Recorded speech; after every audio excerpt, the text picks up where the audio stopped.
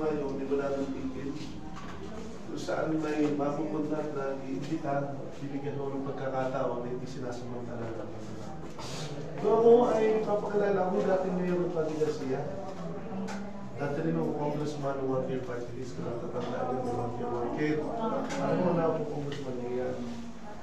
Bago sa kasalukuyan, Mayor ng Bayan ng Pati Garcia ay asawa. At ang aking anak, bilang Vice Mayor.